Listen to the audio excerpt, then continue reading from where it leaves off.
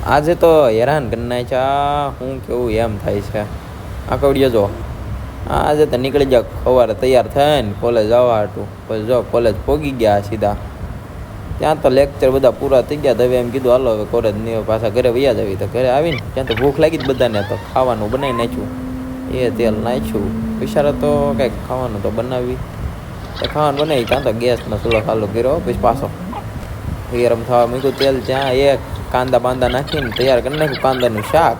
કાંદાનું શાક એ હરખાઈને મિક્સ કરીને ત્યાં તો ડીશમાં લઈને રોટલી હારે ખાવા મળ્યા. ત્યાં તો એ હમણાં નવરાત્રિ આવી રહી છે ને, તો તૈયારી હાલે છે નવરાત્રિની અમદાવાદમાં. ત્યાં તો પછી દોસ્તારની ગાડીનું એક્સિડન્ટ થયું. તો ત્યાં ઘડીક સનસેટ પોઈન્ટ અને ગાડીનો દ્રશ્ય જોયો મજાનો. ઘરે આવવા નીકળી ગયા પાછા, હનુમાનજીના દર્શન કરીને પાછા ઘરે આવીને પછી હાંજ પડી ગઈ ને હવે એ સુઈ ગયા. જય દ્વારકાધીશ બધાને.